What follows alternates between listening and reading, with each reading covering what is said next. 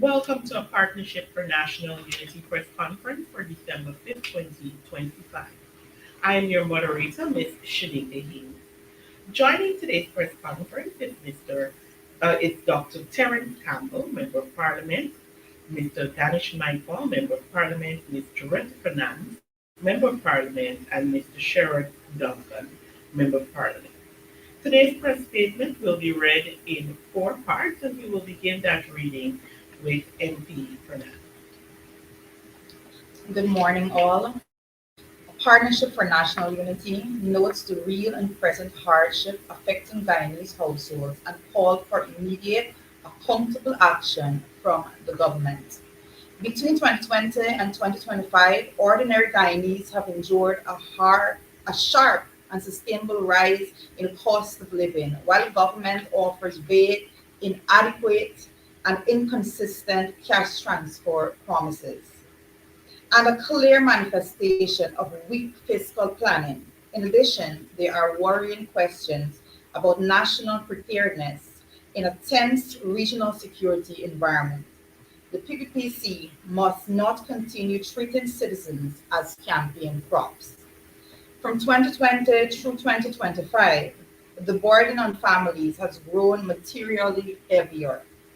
Official statistics show that consumer prices continue to rise through 2025, with food prices being a primary driver of month to month increases. The government's own consumer price index data shows continued inflationary pressure in 2025, but the outcry says it is about 30 to 50%. Independent reporting confirms that basic food for everyday than in 2020, with staples and protein items showing the most dramatic increases, thus placing acute stress on households. Many Guyanese are reducing meal sizes and cutting essentials to make ends meet. Journalistic pride has documented these real impacts.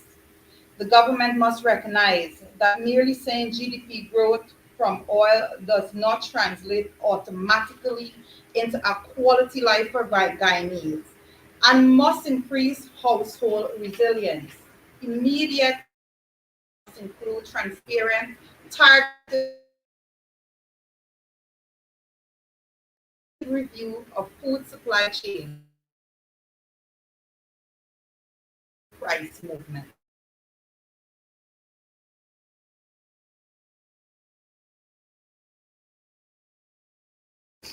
Have publicly discussed one-off cash payments and other benefits tied to the country's oil windfall. President Irfan Ali recently told Guyanese that if you behave yourself, you get it this year. Language that is disrespectful, improper, politically coercive, and entirely unacceptable as national social policy.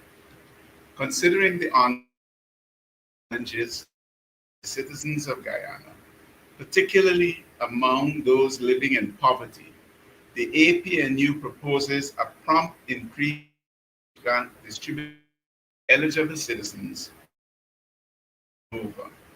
This proposal recommends a cash grant of no less than $150,000 per citizen aged 18 and over, with the aim of alleviating financial burdens and stimulating local economies during the critical holiday season. Citizens require this Christmas relief to cope with rising living costs and poor infrastructure, which increase costs and stress for vulnerable, hinterland, rural, and struggling citizens amid heightened expectations. The outlined justification is based on the projected revenue growth of the government, increasing population demands, and the urgent needs of the impoverished populace. In 2024, the Guyanese government allocated a cash grant of $100,000 to each citizen 18 and over, aimed at providing financial relief amidst rising economic challenges. With the population projected to grow, and the government revenues significantly increase, it is imperative to reassess the grant amount to better meet the needs of citizens. In terms of current revenue trends, the mid-year revenues for 2025 show an increase in government revenues of to 497.3 billion. This was a 44.7% rise from 2024. The government expects total revenues to reach 1.024 billion in 2025, an increase of 30.5% over the 784.6 billion reported in 2024. Given the early startup of the Yellowtail FPSO and the expected rise in oil production, this estimate of 1.024 billion may be conservatively low. The APNU estimates that by December 2025, approximately 604,000 citizens will qualify for the cash grant. The proposed grant of 150,000 per citizen will result in a total expenditure of Guyana $90.6 billion. This amount represents a manageable percentage of the total projected government revenues, proving the feasibility of this proposal. The considerations taken into account in making this recommendation include a recent Inter-American Development Bank report which highlighted the fact that approximately 58% of Guyanese currently live in poverty. The cash grant is essential for those struggling with basic needs. It will provide immediate support and enhance their quality of life. The cash grant will increase cash flow among citizens. It will boost local economies as beneficiaries will likely spend the grant on essential goods and services. This infusion of cash can stimulate demand in various sectors, also promoting job creation and economic revitalization. The proposed cash grant of a minimum 150,000 per citizen is not merely an expenditure, it is an investment in the well-being and future of the Guyanese population. By taking into account the current economic climate, projected revenue growth, and the pressing needs of citizens living in poverty, the APNU stands firm in recommending the disbursement of this cash transfer before the Christmas holidays. This initiative will help in alleviating financial strains faced by many families and further contribute to a vibrant and resilient economy in Guyana. We recommend immediate approval of the cash transfer and urge the government to approach Parliament in short order to initiate the approval process for the proposed cash transfer to ensure prompt disbursement. The APNU also recommends a public awareness campaign to inform citizens about the cash transfer and to encourage responsible spending to maximize economic benefits. The APNU also plans to initiate public protests to force the government to act. In this regard, the APNU is calling on all Guyanese to join us at the Square of the Revolution at 10:30 a.m. on Monday, December 8th, in a protest to call for the immediate disbursement of the cash grant before the Christmas holidays.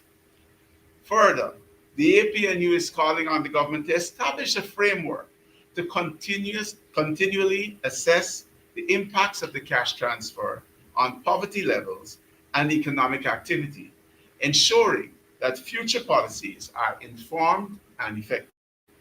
This serves as a call to action for all stakeholders in Guyana to unite in support of the citizens and elevate the standard of living through strategic financial interventions.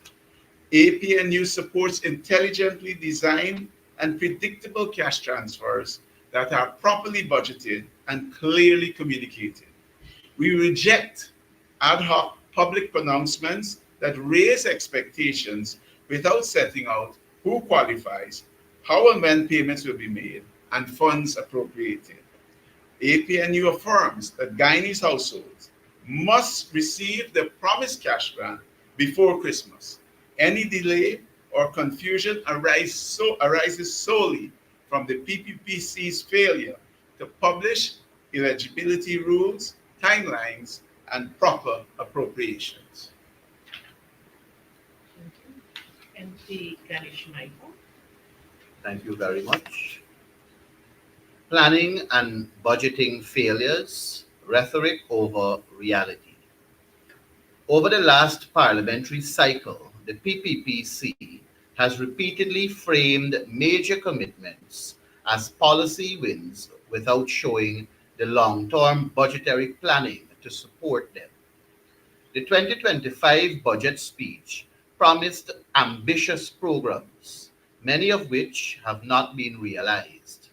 APNU remains concerned about the adequacy of risk assessment, contingency arrangements, and transparent fiscal buffers. Good governance requires that recurrent commitments be matched with sustainable financing, credible costing, and measurable performance indicators. Government too often makes promises without a thorough policy, budget, and implementation plans. This creates a promise today, shortfall tomorrow dynamic that disadvantages ordinary people. This pattern of announcing first, cost, and plan later creates avoidable delivery failures. When social programs are implemented without budget certainty and procurement transparency, households lose trust and public money is at risk for corruption. APNU therefore calls for a published midterm fiscal framework aligned to programmatic commitments. B. Strengthening parliamentary scrutiny, including prompt release of supporting costings and sensitivity analysis. And C. A public register of major projects and their procurement status to reduce uncertainty and corruption risk. In other words, put Parliament and its various committees in place as the Constitution dictates. Thank you. MP Sheriff Johnson. Thank you very much, colleagues. On the issue of security and our preparedness, as a country, Guyana has several vulnerabilities that has real-world consequences. Guyana's geopolitical and domestic security environment is changing.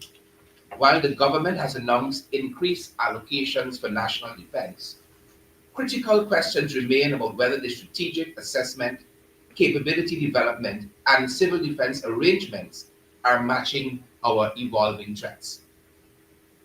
Recent government announcements of higher defense allocations must translate into clear plans for the border security, intelligence improvement, and disaster resilience for our communities.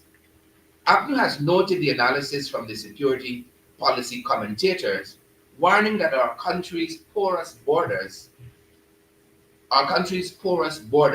rapid economic change, and our infrastructural gaps create many vulnerabilities, both conventional and hybrid. And this requires rigorous cross-agency preparedness. Citizens deserve assurance that the state can protect lives, livelihoods, and critical infrastructure without emergency improvisations. The regional climate is one of great concern as any incursion into our neighbor raises the significant effects of migration and those concomitant issues. The threat of retaliatory strikes is also of concern, and it puts the Guyanese people and government institutions at tremendous risk. APNU therefore recommends a nonpartisan public national security assessment, accelerated investment in intelligence, coastal and border surveillance.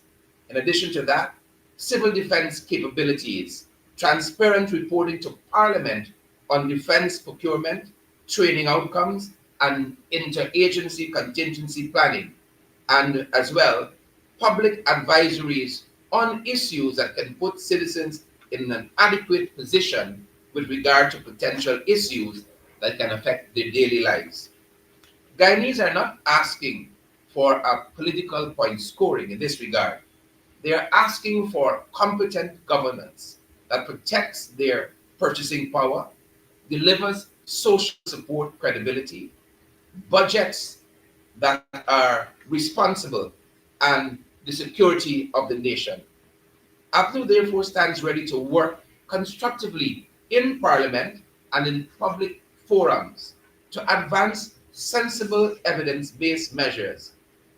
The APNU demands that the government must publish the full implementation plan and appropriation details for the promised cash transfer program, release a medium-term fiscal framework aligning recurrent programs to sustainable financing, and finally, order an independent national security assessment with recommended timelines and budgets for priority action to be tabled in Parliament soonest. Thank you. Thank you. The floor is now open for questions on the press statement. We'll also open at the same time for any other questions.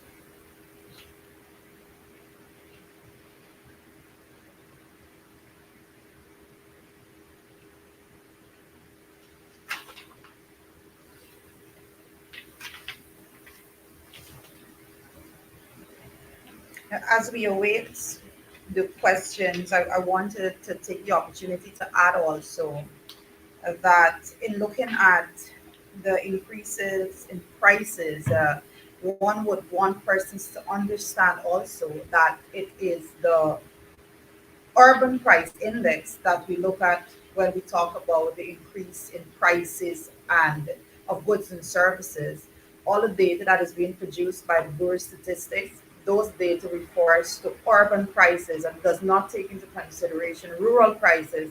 For example, in the hinterland, where those prices are significantly greater and the increases are more burdensome on citizens living in the hinterland. So when we talk about having measures to deal with these increases, we definitely also call on the government to make sure that adequate consideration is given to the hinterland and how those measures needs to be amplified so that the hinterland would have adequate relief as well.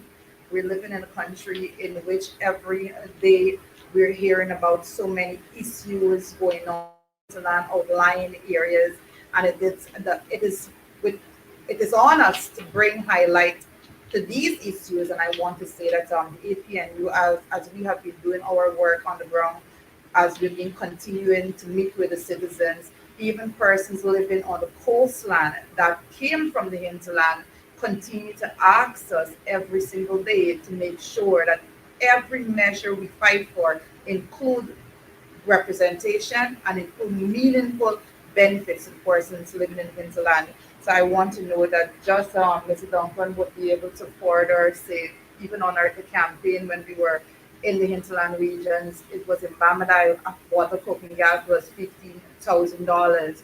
So it brings a real life understanding of what it is like living there and what the actual inflation is in the hinterland. So when we talk about it on the coastline and we give you these that is produced by the Bureau Statistics, it does not take into account the rural areas, and it only looks at the urban consumer prices. And I just wanted to make that differentiation because I believe it is absolutely important that we know that there is a big difference when talking about price increase in Guyana. And Judy raises a very, very important point there. And I'm happy that she said in our engagement with members of the public what their has been to the economic difficulties. But the report said have it in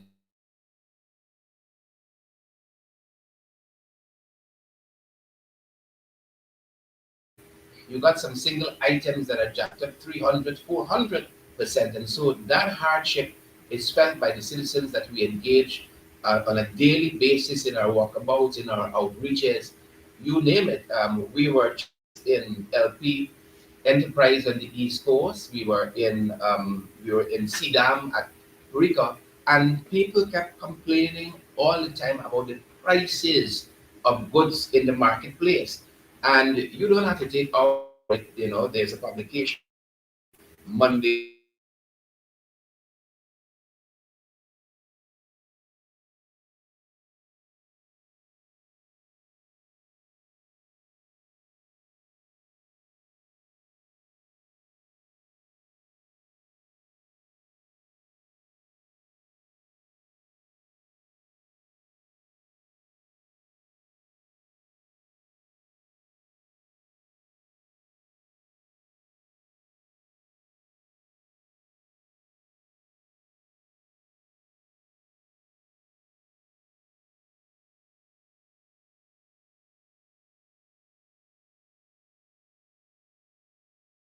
we're about to go over $1 trillion in our intake in oil revenues. And I think when we do the costing on the cost of living, this $150,000, 2,000 was promised by the government. It's about 10% of national income in terms of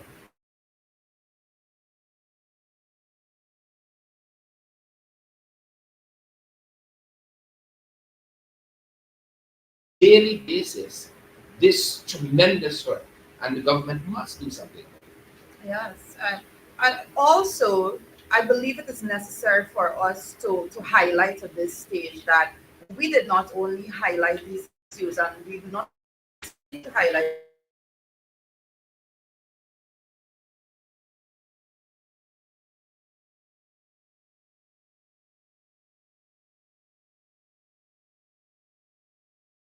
identify all the transportation costs. It is very strong and form during the campaign. Identify solutions. We spoke about making sure that we subsidize cost of travel. We spoke about subsidizing cost of staple goods to go into the hinterland and all of those things. We want to say that at no point in time did we just come out and say, oh, we're identifying these issues. We provided real solutions. We spoke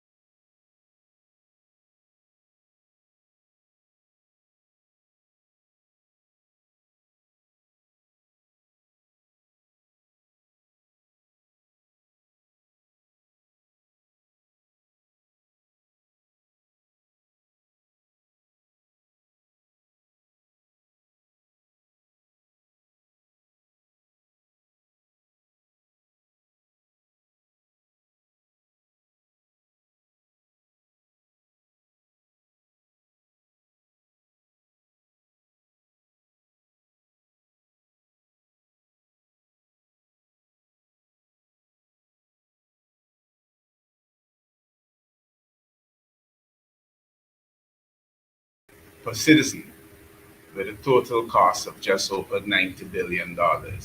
And I want to, first of all, reiterate what I mentioned earlier, that the PPP is now currently estimating central government revenues, oil taxes, everything, at 1.024 trillion dollars, which is 30% above the 784.6 billion from 2024.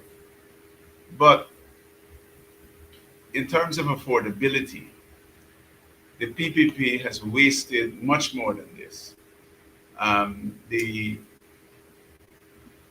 The gas to energy project was supposed to come in at Clonbrook at a cost of 500, I think 500 billion or something. 100 billion.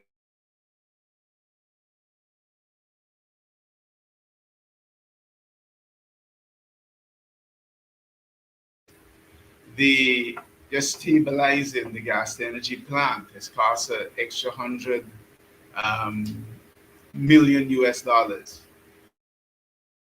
In addition to stabilizing the plant, the delays have led to a lawsuit between Lenskaya and the government, where the sums in dispute exceed US $100 million. And there will be further costs as since Wales was chosen. The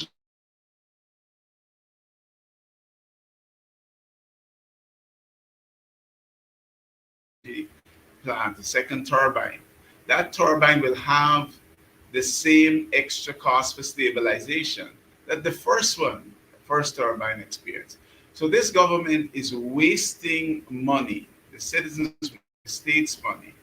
And so we call on the government that based on the numbers that are before us, the growth in central government revenues, and the urgent need for the poor people in this country, 58%, this is the IDB, a credible international financial agency, that 58% of Guyanese live in poverty. So we called for the government to act without delay and to make the payout of $150,000 to each citizen age 18 and over. And we call on all Guyanese to come out on Monday at 10:30 a.m. at the Square of the Revolution, where we will protest and shame the government. They must make the distribution, the disbursement of the cash plan. It is our money. It is not the government's money. It is not the PPPC's money. It is the money belonging to the people of Guyana, and we deserve it. And let us come. We are calling on everyone to come out and support us at the Square of Revolution as we protest the government and demand the disbursement of a minimum $150,000 to each citizen aged 18 and over. Thank you. Thank you very If I much. can just pick up on two quick points that Dr. Campbell made, talking about the fact that we have fiscal space. If you look at the fact also that the yellowtail FPSO is going to be coming online a little bit earlier than expected, part of that windfall can and should be used to offset this expense of this $90 billion, which we again see as being only 10% of annual revenues. This definitely won't break the bank when we consider that by 2022 there was a 1.1 billion US in the Natural Resource Fund. By 2024 we had 2.6 billion dollars, and I wanna zero in on something Dr. Campbell said. With us knowing that 58% of citizens in this country are in poverty, 32% are in extreme poverty in our country, which beckons that there is relief. And when we go through the hinterland, whether it's 9, whether it's region 9, whether it's region 7, whether it's in region 1, the consistent cry we hear is for financial relief. People are having a hard time in this country. If people in region 4, closer to the capital, are having a hard time, we know the further out you go, the worse it gets. And Junta was telling you of our experiences in places like Mbamadai, which is, I think, is Lower Mazaruni. You go Upper Mazaruni, it gets even worse. And so the government, if they are caring government, should be compelled, if they're going out there as they claim and they're doing the groundwork. What are the people telling them of their lot in life? The costs continually go up in this country on a daily, on a monthly basis. And so the government should be compelled to bring relief to our citizens. Thank you. All right. With there being no questions at this moment, I want to thank our media personnel who joined today's person. Of course, our viewing audience and all our social media platforms. We do hope you have a wonderful weekend. We know it's rainy outside, so be careful on the roadways, but do have a wonderful weekend.